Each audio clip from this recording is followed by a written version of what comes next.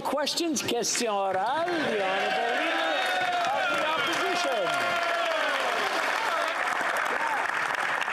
Après que le Premier ministre a After the Prime Minister caused the highest inflation rates in 40 years with its inflationary deficits of $500 billion, the Prime Minister's tried to blame everyone else. But the future Liberal leader, Mark Carney, says currently inflation is mainly a domestic issue. Most of the inflation we're experiencing now is domestic in origin. So who should Liberals believe, their current leader or their future leader? The Right Honourable Prime Minister. There are global pressures causing inflation, whether it's disrupted supply chains or the cost of oil or the increase in food prices caused by Russia's illegal invasion of Ukraine. And that's why we took concrete steps to help Canadians with GST refunds, with dental care for young children, and rental assistance for low-income renters. We don't understand why the Conservatives keep opposing steps that will help Canadian households. The Honourable Leader of the Opposition. Against Ukraine, but we get less than 0.3% of our trade with those countries. In fact, the things they make are things we already have here, energy and food, if the Prime Minister would get out of the way and let Canadians produce it. And maybe that's why Mark Carney disagrees with him. He says it's quite of inflation. It's quite broad, so it's not all imported inflation. In fact, most of it is now domestically generated inflation. And this Prime Minister is responsible for that inflation. Why won't he take responsibility? The Right Honourable Prime Minister. Mr. Speaker, we know Canadians are struggling with the ability to pay their bills, with their abilities to support their families, with their concerns for the months ahead. That's why we've stepped up in terms of helping them. We're delivering help as a doubling of the GST rebate over 6 months with a check that should arrive in the coming weeks in Canadians' bank accounts. At the same time as we're moving forward with support for low-income renters and help for kids under 12 to send them to the dentists. Unfortunately, despite the Conservative leader's rhetoric, he is not supporting support for renters and dental. Why isn't he supporting? The Honourable Leader of the Opposition. Well, it's $500 billion of inflationary deficits that have bid up the cost of the goods we buy and the interest that we pay. Inflationary taxes are making it worse, including a tripling of the carbon tax, which will raise home heating prices. Maybe that's why Mark Carney, the future leader of the Liberal Party, is saying, and I quote, "But really now inflation is principally a domestic story." So he disagrees that it can all be blamed on the rest of the world. So who should Liberals believe? Their current leader or their future one? The Right Honourable Prime Minister. On this side of the House, Mr. Speaker, we listen to Canadians who are talking about the fact that they're having trouble paying for groceries, having trouble paying their bills, worried about what the winter is going to look like, which is why we've stepped up as a government to deliver checks to support them in the coming weeks with a GST rebate that is going to help 11 million households, and measures to help low-income families pay the rent as well as send their kids to the dentist. Why isn't the Conservative Party that says it cares about affordability stepping up to support on rental and dental? Why won't they support Canadians? Before we go to the Leader of the Opposition, I just want to remind the honourable members to pay attention to their whips. The Honourable Leader of the Opposition. This Prime Minister has built a house of debt. He doubled Canada's debt, added more debt than all Canadian Prime Ministers combined. He flooded our financial and mortgage system with easy cash, which bid up house prices, forcing Canadians to pay over $1 million for the average home in Toronto or Vancouver. And now the bill is coming due. Tomorrow, interest rates are expected to go up 0.5 to 3/4 of a point. And those same Canadians that this Prime Minister forced to over-leverage themselves will be hit with an uppercut of surprise higher interest rates his government said would never happen. How could he have been so irresponsible? The Right Honourable Prime Minister. Mr. Speaker, I know the Leader of the Opposition disagreed with us, but we chose to have Canadians' backs through the worst economic crisis of the pandemic in generations. We were there with supports for workers, for small businesses. We were there for supports for seniors and young people. We were there to support Canadians, not just because it was the right thing to do, but because it was also the smart thing to do to ensure that our economy would come back faster, and it has faster than many of our peer countries. This is why we know that supporting Canadians is the best way to build a strong future. Why aren't they supporting dental and rental for Canadians who need it? The Honourable Leader of the Opposition. He didn't have Canadians' backs. He went behind their backs so that he could give $54 million to the disastrous ArriveCan app that we didn't need, didn't work, and that developers could design in a single weekend. He went behind Canadians' back to give out $500 million to the We Charity organization. He went behind Canadians' back to give out CERB checks to prisoners and public servants who were actually on the payroll at the time. You know, these monstrous deficits wouldn't be quite so bad if he hadn't wasted so much money. Why did he waste so much and leave Canadians with so little? Right Honourable Prime Minister. The lesson for most Canadians from this pandemic we all have been going through is that Canadians are there for each other. We support each other through times of difficulty, and when we do that, we actually do better than if we had all tried to go our own way. The reality is, being there for each other is what has got us to where we are today with a strong economy and given us the ability to step up and support directly those who need it with GST rebates, with dental and rental supports. Again, dental and rental supports that Conservatives are opposed to. L'Honorable. The Honourable Member for Belleuil-Chambly. For the Prime Minister, submitting to the monarchy is unimportant. But the Prime Minister is an intelligent man. He can think about more than one thing at a time. But he's acting as if he can't. And it's too bad. He's going to have to vote tomorrow. Does he support our attachment to the British Crown? Because as far as we're concerned, an insincere oath doesn't count. So when the Prime Minister swears an oath to the Crown, is he being sincere?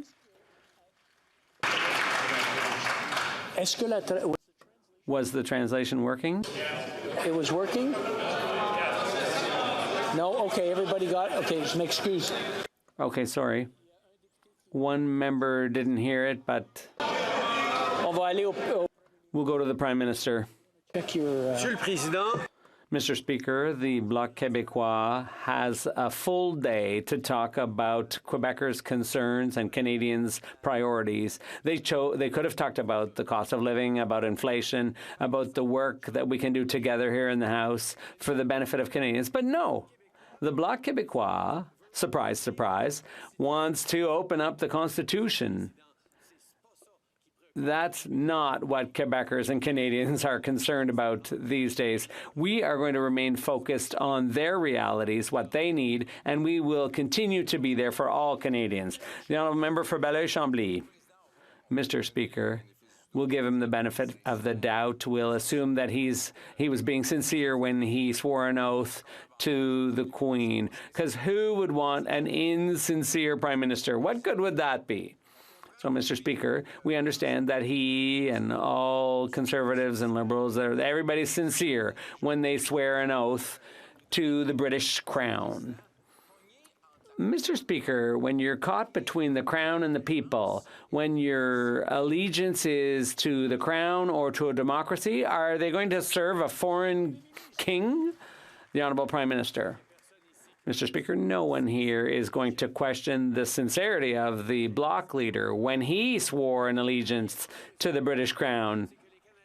The fact is, Mr. Speaker, Canadians are concerned about other issues, whether it's climate change, global instability, the cost of living, what have you. But those are the things we want to talk about. They want to reopen the Constitution. We're going to remain focused on the real concerns of Canadians because we are here to serve Canadians in one of the most stable democracies in the world, and that is good for Canadians. The Honourable Member for Burnaby South. In Quebec and elsewhere, There is no end of emergencies. Someone died in the hospital because they had to wait for so long in an ER waiting room. Health workers are tired. They need help. When is this Prime Minister going to come out of hiding and protect our healthcare system? The Right Honourable Prime Minister. Mr. Speaker, over the past 2 years of this pandemic, we invested $72 billion more in healthcare, over and above the $40 billion we transfer to the provinces annually. $72 billion more to help with healthcare all across the country. And we, as we promised, we are negotiating with the provinces and territories. We're discussing increases to health transfers, and we know that all Canadians want concrete solutions. That's what we all want. Big oil and gas are profiteering from the inflation. They're making record profits, all the while Canadians are faced with energy prices which will increase on average between 50 and 100%. Home heating in Canada is essential. If the Prime Minister wanted to, he could today make a difference in the lives of Canadians for this upcoming winter. Will he remove GST from home heating and provide support to Canadians, yes or no? The Right Honourable Prime Minister. Mr. Speaker, we're directly helping Canadians with 11 million households with a doubling of the GST rebate that is going to help them with hundreds of dollars as they approach this winter to be able to cover the costs of various bills. We're also stepping up with support for Canadians who need dental care for their kids under 12. We're stepping up with support for low-income renters. We're going to continue to be there for Canadians, including with a price on pollution that puts more money back in Canadians' pockets in the provinces where it's being imposed. This is how we stick up for Canadians. The Honourable Member for Calgary, Forest Lawn. Mr. Speaker, the Finance Minister would have people believe she had a financial epiphany recently. We're not sure the Prime Minister has started thinking about monetary policy just yet, but this is a start. She finally admits the fiscal disaster her government created isn't working, and the only way to fix this liberal inflation is to rein in spending. Canadians are skeptical, though, given Liberals are the ones who caused this inflation in the first place. Did the Finance Minister really wake up to reality, or was this peer pressure? The Right Honourable Prime Minister. Sorry, the Honourable Parliamentary Secretary.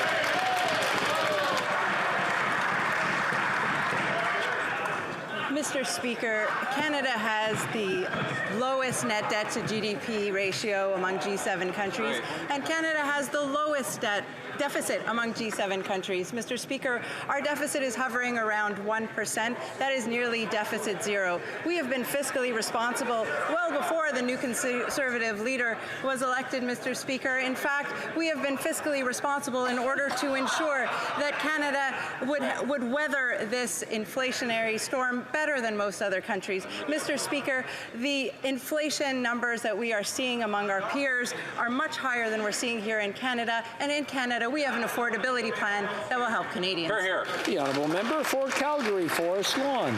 Canadians are paying the price for her government's fiscal mismanagement and liberal inflation. $110 billion spent before COVID, $500 billion spent over the last few years, and $200 billion of which wasn't even COVID-related. Canadians' kitchen cabinets are bare while the Liberal cabinet keeps spending more money and filling their Liberal friends' cabinets up. But now all of a sudden this Finance Minister is telling her government to finally think about their inflationary spending habits. How can Canadians trust the arsonist to put out the fire they started in the first place? The Honourable Parliamentary Secretary. Mr. Speaker, many of our allies are seeing inflation at above 10%. We here in Canada are faring relatively better, but still seeing prices rise, which is why we put forward a comprehensive affordability plan. But I'd like to get back to something that the Conservative leader said in this House. He said, quote, "It is true that dumb governments all have inflation problems." Mr. Speaker, that statement is dangerous for many reasons. You see, Canada is a trading nation. We export more than we import. To say that our closest trading partners are led by dumb governments is to risk harm to the economy and to millions upon millions of Canadian jobs. These are serious times, Mr. Speaker. Serious times deserve. The Honourable Member for Lakeland. Mr. Speaker, yesterday the NDP Liberal Costly Coalition voted against removing their carbon tax from home heating. The carbon tax costs Albertans over $1,500 this year, and they don't get anywhere near that back. The fact is, these Liberals are punishing Canadians for the basic need of heating their homes, and they're going to triple their take. Canadians are already choosing between heating and eating, forced to wear winter coats inside just to afford groceries. Why won't the Liberals cancel their triple tax hikes on home heating? The Honourable Minister of the Environment. Thank you, Mr. Speaker. Right now in British Columbia, parts of the province have been without water for more than 100 days. In Port aux Basques, more than 100 families won't be able to go back to their home, and that's just a beginning, Mr. Speaker. In fact, some people are saying, I don't want to go back there. It's become too dangerous. What does the Conservative Party has to say about what they would do to fight climate change and protect Canadians? Nothing. In fact, they want to make pollution free again in Canada, Mr. Speaker. That's unacceptable. We have to work to protect Canadians from the impacts of climate change.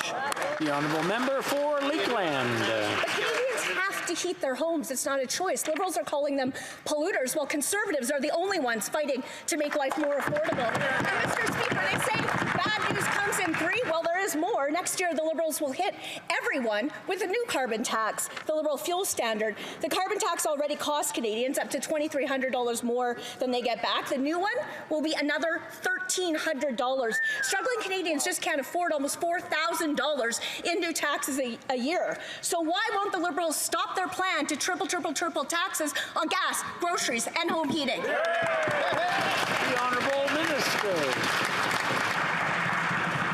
Mr. Speaker, in the lead up to the last election campaign, every single member opposite were in favor. Well, you said so to Canadians. They said to Canadians that they were going to put a price on carbon, Mr. Speaker. Were they lying to Canadians then, or are they lying now? That's the question I have for them. Thank you, Mr. Speaker. I just want to remind the honourable members, I know it gets passionate sometimes, but please place the questions through the Speaker. I want to assure the Minister that I didn't do a thing. I didn't say a thing. The Honourable Member for Charlebourg-Haute-Saint-Charles. Mr. Speaker, it's no secret that the bickering within the Liberal cabinet is still going on. The first public sign of friction came in 2020 when former Finance Minister Bill Morneau walked out because he objected to his Prime Minister's spending record. And last week, that friction reached a breaking point when the Finance Minister publicly contradicted her leader by saying that his government would have to tighten its belt. What's clear to us is that this government must stop fueling inflation immediately. Will the Prime Minister commit to cancelling his plan to triple the carbon tax? The Honourable Parliamentary Secretary. Mr. Speaker, it was the right thing to do to be there for Canadians during the pandemic, and it's thanks to our support for Canadians that the economy bounced back as quickly as it did. And as we go through global economic insecurity, instability right now, Canada is posting the best growth record among the G7 and with the lowest deficit. We were fiscally responsible all throughout, and responsible for all of us were. The Honourable Member for Charlebourg-Haute-Saint-Charles. Mr. Speaker, it's clear the Finance Minister left because things weren't working, and the current one is contradicting the Prime Minister. No one in Cabinet agrees on anything. That's a problem. Meanwhile, we want people to understand that it's dysfunctional right now, that government. When will they show some compassion, cancel the carbon tax, and undertake not to increase any other taxes on Canadians and Quebecers? The Honourable Minister. Mr. Speaker, I'd like to remind my colleague that in Quebec, there's a carbon exchange. It's different from the federal system. And in the spirit of cooperation with the provinces, we allowed those that had their own system to keep it. So in Quebec, the federal carbon tax does not apply. I'd be pleased to explain the difference to my colleague. Thank you. The Honourable Member for Belleuil-Chambly. Mr. Speaker, I'm going to make it clear. My oath to the British Crown was not sincere. It was under compulsion. It was a forced oath.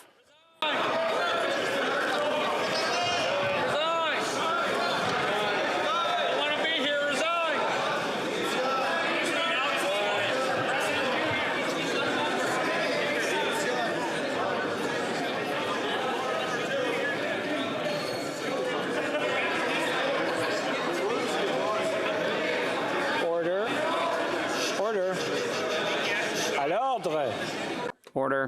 À l'ordre. Order.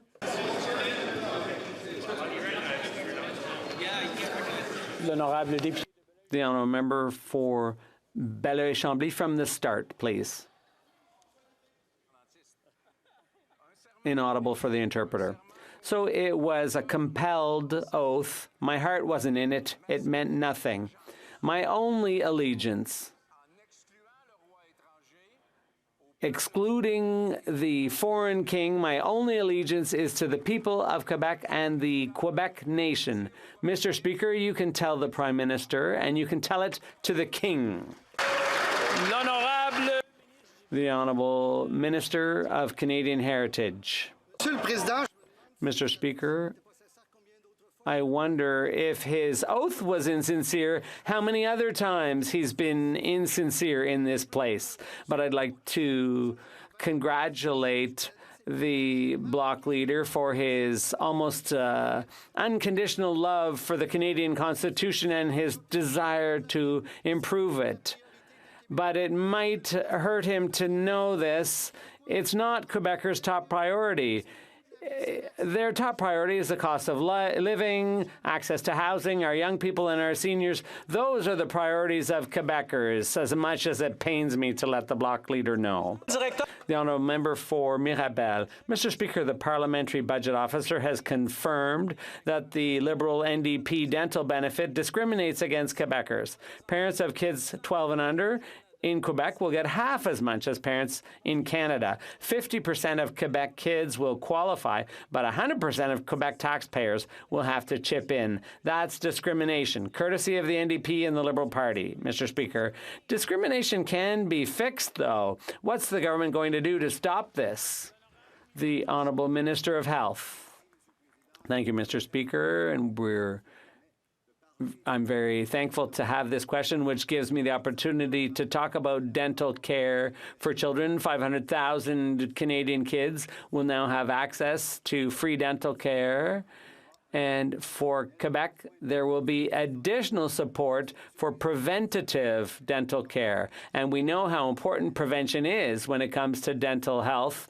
This will help families and kids all across Canada, including in Quebec. The Honourable Member for Mirabel. Mr. Speaker, let me give you another explanation of how this dental benefit discriminates against Quebecers. It's because more of us have group insurance that covers dental care. In Quebec, both workers and employers agree to contribute to provide care for our kids. Today, the federal government's taxing those workers who make an effort to cut checks for others who aren't making the same effort. Do the Liberals and the NDP realize that they are discriminating against thousands of Quebec workers, most of whom are unionized? The Honourable Minister of Health. Thank you, Mr. Speaker. The member is right. Many of us in Canada and Quebec realize that dental care is important, including Canadian companies who do provide dental benefits in their collective agreements.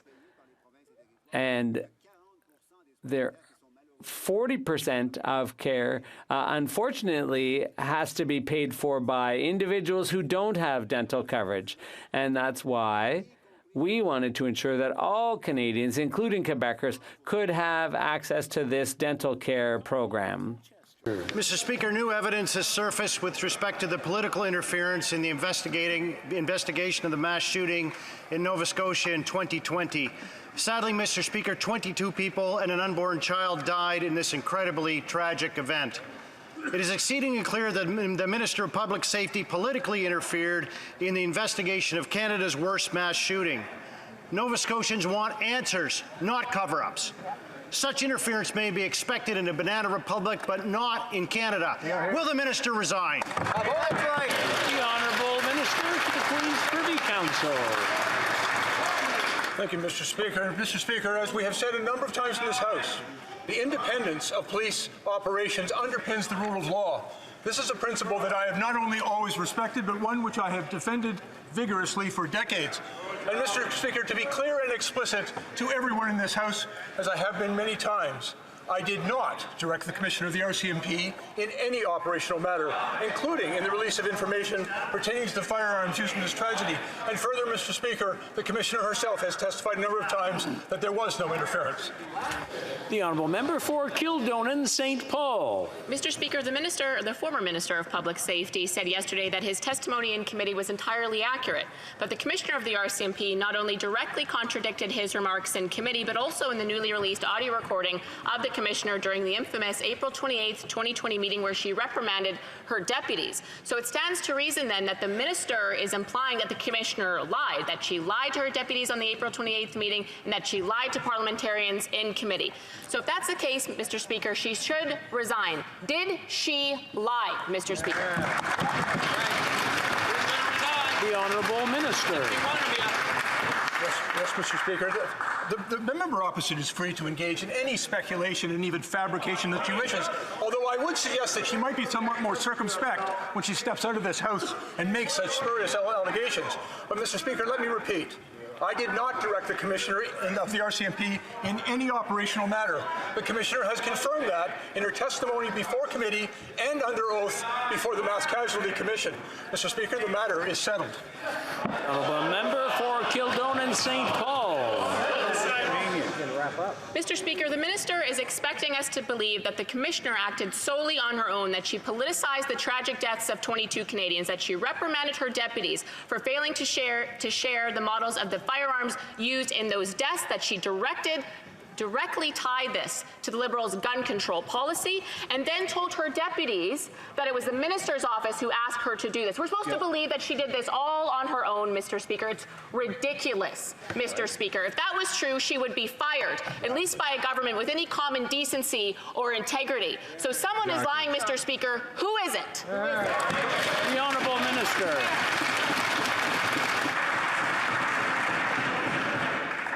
Mr. Speaker, I have been clear, explicit, and unequivocal that at no time did I give direction to the RCMP to interfere with operations. And I will simply quote the Commissioner's testimony before committee and the Mass Casualty Commission, in which he said, "I did not receive direction, and I was not influenced by government officials regarding the public release of information or on the direction of the investigation."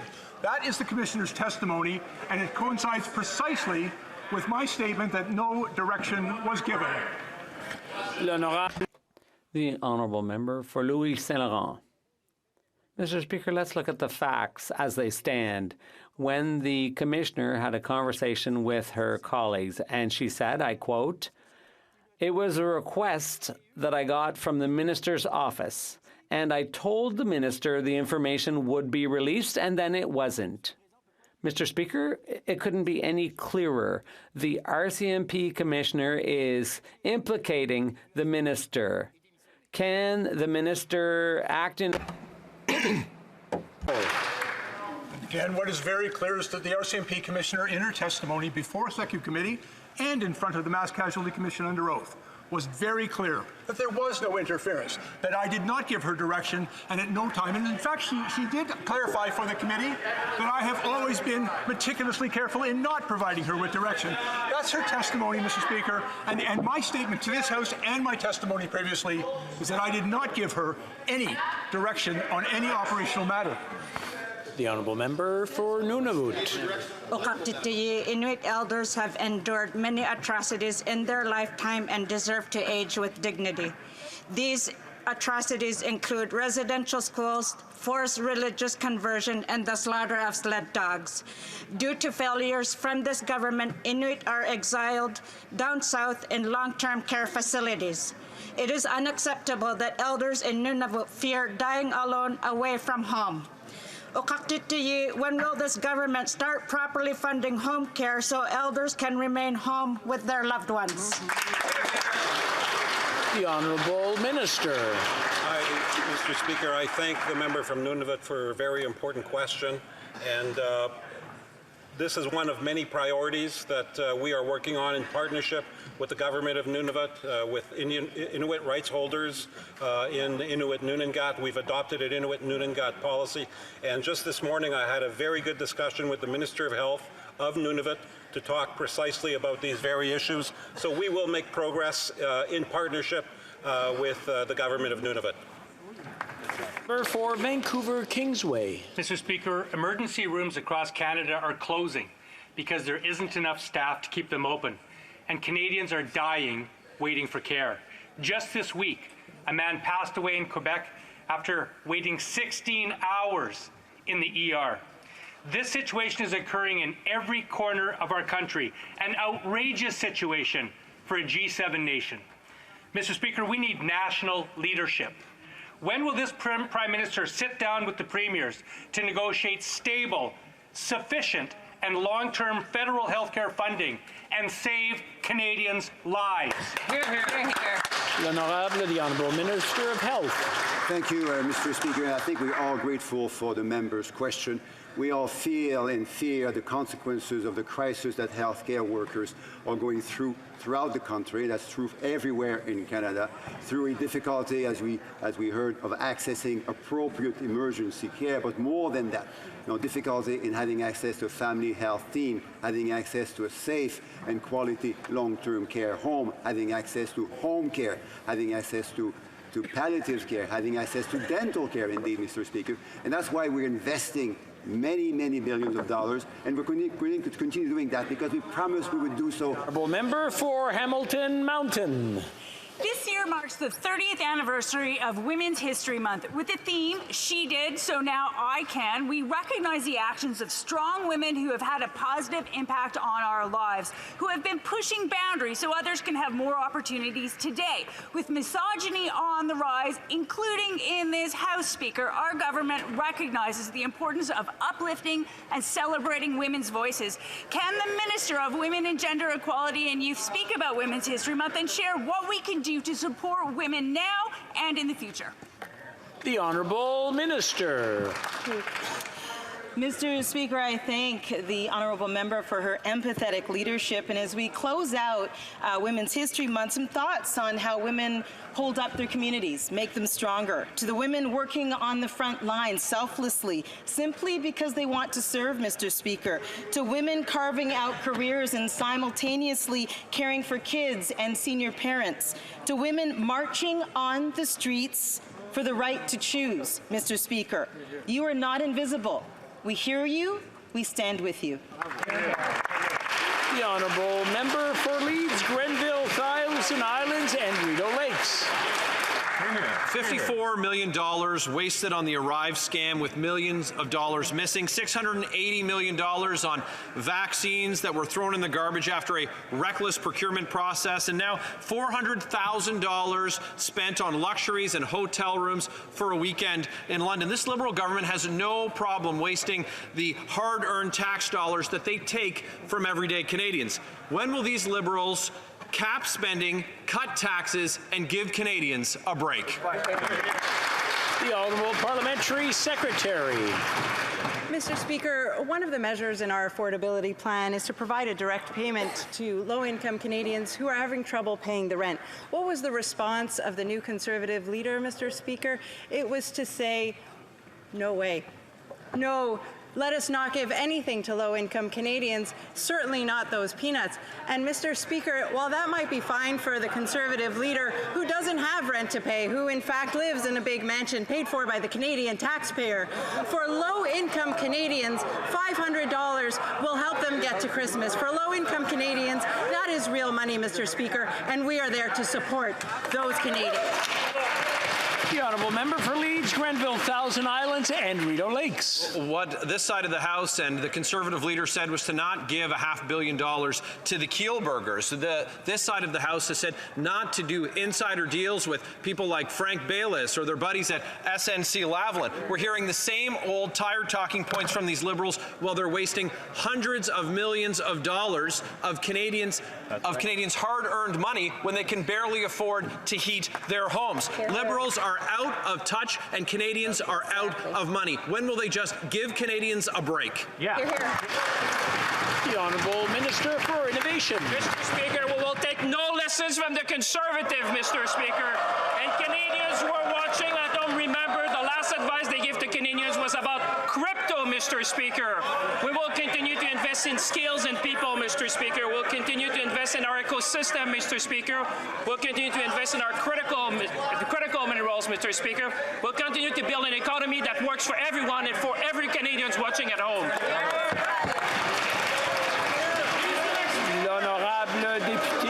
The Honourable Member for Mégantic-L'Érable. Mr. Speaker, the Prime Minister is acting like a child who has an unlimited credit card and who can just make minimum payments, and he knows that his children will pay it down. So we've got $400,000 for hotels in London and cronies. Why pay $250,000 when they can pay $50 more million for ArriveCan? What about $680 million for vaccines that got thrown out? Mr. Speaker, is there an adult among the Liberals? And should we take the Prime Minister's credit card away? The Honourable Minister of Families. The Conservatives forget what happened during the pandemic. It is this government who is there for Canadians. 9 million Canadians were supported through government payments, Canadians who lost their jobs. We were there, Mr. Speaker, during the pandemic. We're here now with the Canada Child Benefit and care for early childhood, and as well for people who have lost their jobs. Mr. Speaker, we are supporting Canadians, and we're not going to stop doing so. Thank you. The Honourable Member for Mégantic-L'Érable. Maybe that's a lapse, Mr. Speaker, but we're not going to forgive them for having paid $500 billion, adding $500 billion to the debt, and nothing was done for COVID. That's the reality. What about Arrive Scam? $55 million for an app that should have cost $250,000. $8 million for updates, but that never worked, Mr. Speaker. The government even says that it paid millions of dollars to businesses that said they never got a cent, Mr. Speaker. That's the reality. Mr. Speaker, this costly coalition is too expensive for the Canadians. Who is the winner of the Liberal lottery? The Honourable Minister of Health. Thank you, Mr. Speaker. I'm sure that there are many people who are wondering about the previous question when he criticized the vaccine supply for Canadians. Mr. Speaker, you know that these figures that came out of this said that we had an exceptional supply of vaccines, and that's what likely saved about 100,000 lives in Canada. So, or rather 400,000 lives. So these people were saved.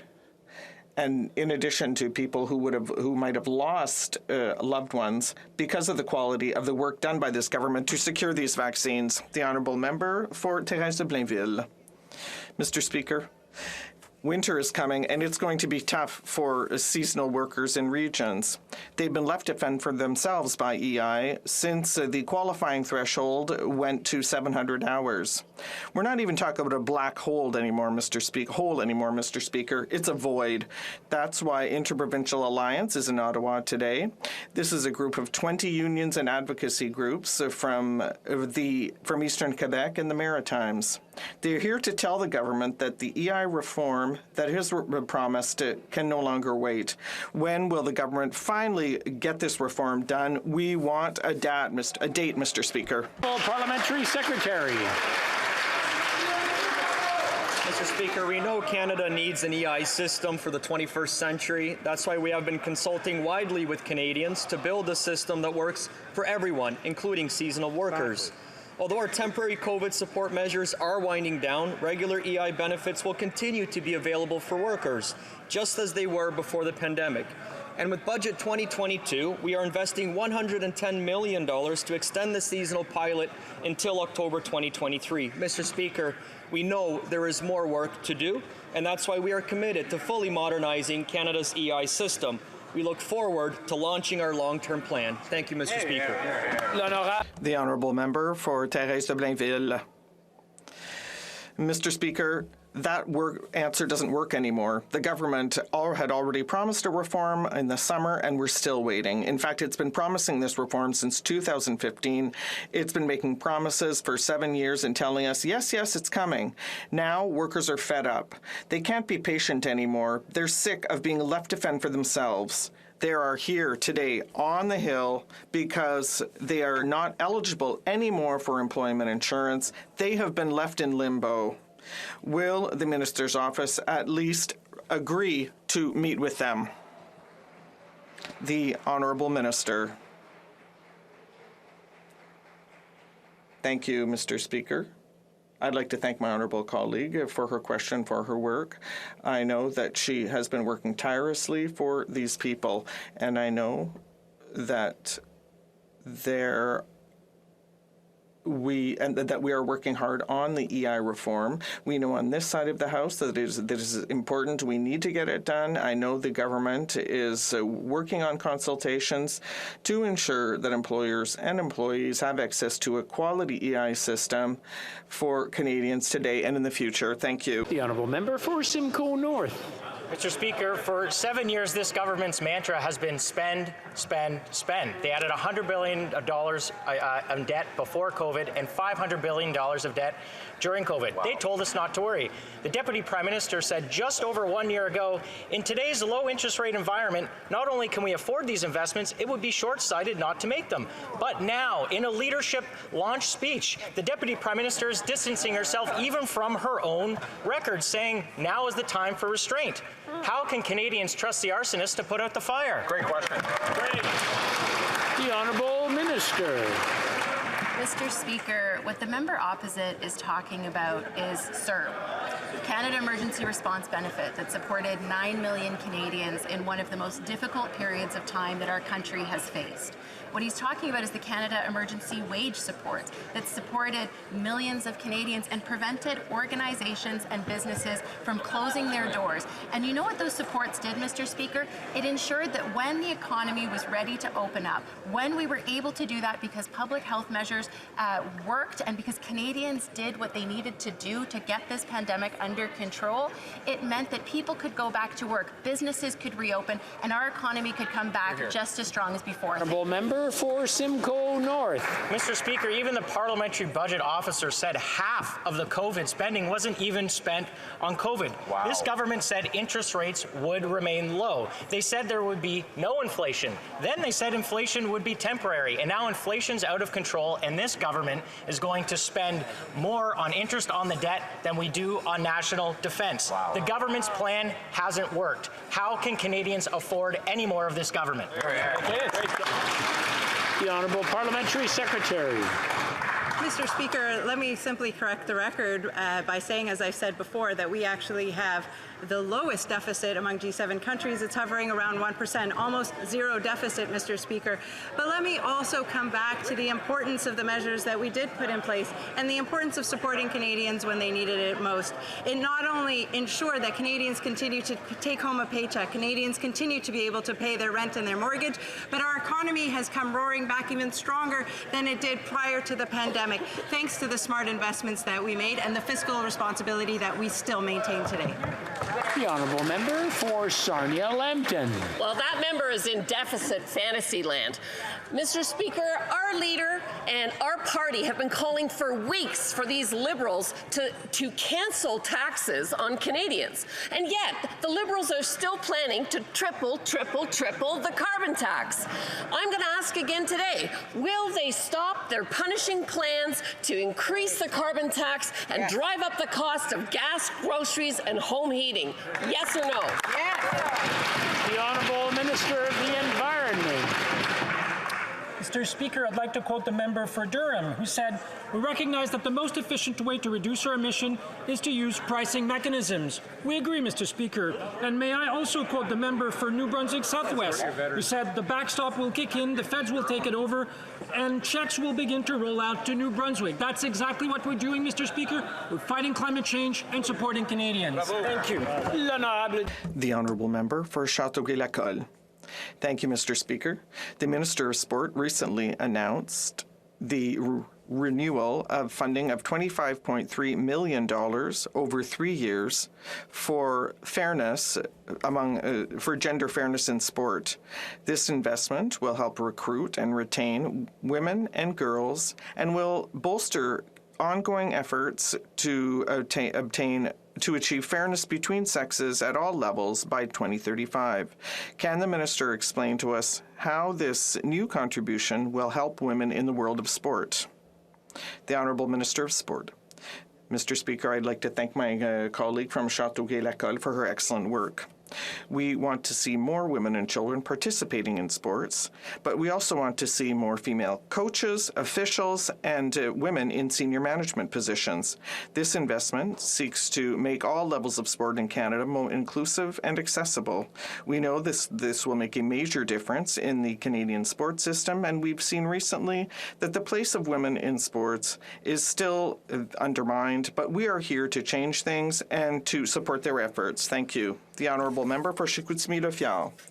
Mr. Speaker, the Liberals have mismanaged the national debt. They counted on low interest rates in order to spend, but now they have to tax so they can spend. In the energy sector, the government was not able to prepare for the economic shock that was felt across the world. People don't have enough money and have no leeway. Will the Liberals pledge to be compassionate and to cancel the carbon tax? The Honourable Minister of Canadian Heritage. Mr. Speaker, the Conservatives have a very short memory. When we talk about COVID programs, it took a unanimous support here in the House. We didn't have time to debate it in the House. Every party had to approve it right away. And every time we tried, they approved every single one of the programs we presented, unless they weren't sincere that time either. Member for Banff Airdrie. Mr. Speaker, people in my part of Alberta were just hit with 5 inches of snow, and more is on the way. Winter is coming, and Canadians will need to heat their homes to keep out of the cold. So why is this Prime Minister taxing home heating fuel like it's some kind of luxury? Has he forgotten that we live in Canada? So when will he do the right thing and cancel his plan to triple the taxes on gas, groceries, and home heating? Hear, hear. The Honourable Minister. Mr. Speaker, the only way to eliminate energy poverty is to reduce household costs in energy and by fighting climate change. With the volatility of oil prices and record profit of oil companies, Conservatives are proposing Canadians be chained to the oil and gas markets and completely vulnerable to foreign wars and cartels. Our plan is to give Canadians autonomy and sovereignty on their energy needs and their finances. Thank you, Mr. Speaker. The Honourable Member for Battleford Lloydminster. Honestly, Mr. Speaker, the Liberals need to start listening to Canadians. They can't afford to put food on their table or gas in their tanks or heat their homes. The Prime Minister insists on punishing Canadians for the crime of just heating their homes or putting food on their table. They think it's a crime. It's just ludicrous. Well, the Prime Minister can afford to jet set around the world on the taxpayer's dime. Canadians are just trying to afford basic necessities. Mr. Speaker, will the NDP Liberal government have some decency and cancel their plans to triple the carbon tax?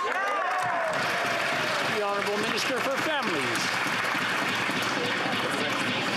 On this side of the House, we are listening to Canadians, and in fact, we have measures on the floor of this House right now that would support low-income Canadians, like rental supports for low-income Canadians, like dental supports for low-income children. Mr. Speaker, the Conservatives continue to have an opportunity to support those. They didn't. I don't know why they didn't, but if they did care about Canadians' household income, if they did care about making sure that Canadians had those dollars in their pockets, they would have supported rental and dental supports. Thank you, Mr. Speaker.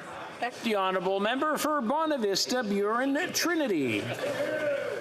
Mr. Speaker, a month ago, one of the strongest storms hit this country and destroyed homes and forever altered the lives of thousands of people in Atlantic Canada. In the first days after the storm, we saw neighbours go above and beyond to help their neighbours. Local charities, non-profits, and even the Canadian Armed Forces stepped up to help our communities. I offer them my deepest thanks. But while the immediate danger is past, there are many people who still need help. Can the Minister of Emergency Preparedness tell this House how the federal government will continue to support my constituents and the people of Atlantic Canada in the months ahead? The Honourable Minister. Thank you, Mr. Speaker. And let me first say that I believe that is in the thoughts of every member of this House.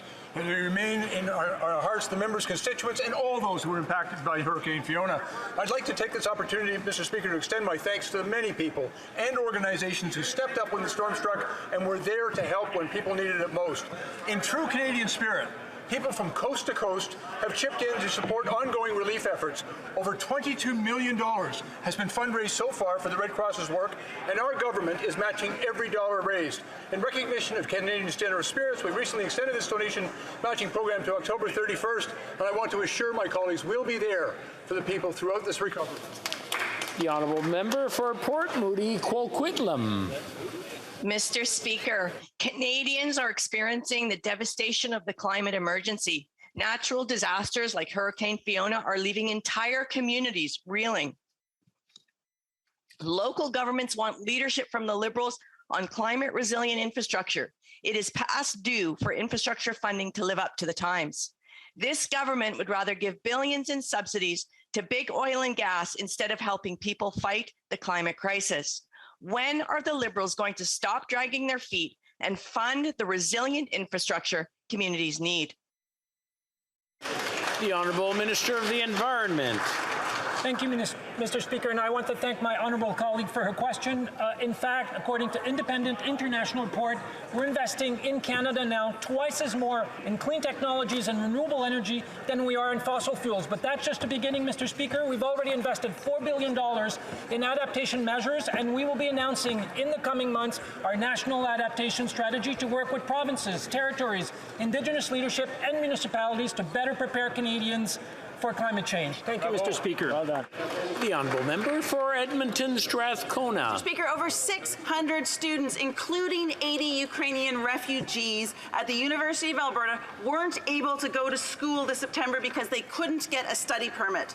Because of IRCC delays and backlogs, students are choosing to study elsewhere, and it is costing Canadian universities millions of dollars. The minister needs to be held accountable for ruining the lives of students who just want to study in Canada. When will this government fix the shameful problems at IRCC for students and for all those wanting to come to Canada? The Honourable Minister of Immigration. Mr. Speaker, with enormous respect to my colleague who posed the question, I'd point out that we have actually processed the largest number of study permits this year compared to any year on record. We have had a 30% this year over last year, which represented a 30% increase over the record-setting year prior. In addition, Mr. Speaker, we know we need to do more to continue to support international students, and I'm pleased to remind this House that we recently made a change to lift the cap on the number of hours that international students can work and have adopted new measures to make it more flexible so students could continue to pursue their studies online before they arrived in Canada. We will look under every stone that we will turn them over to find solutions to support international students because it's good for Canada. Bravo, good point. I'm afraid that's all the time we have for question period today. Before we leave or before anybody says anything, I wish to draw the attention of members to the presence in the gallery of the 2022 Gerhard Hertzberg Canada Gold Medal for Science and Engineering Prize winner, Lenore Farrig. Here, here.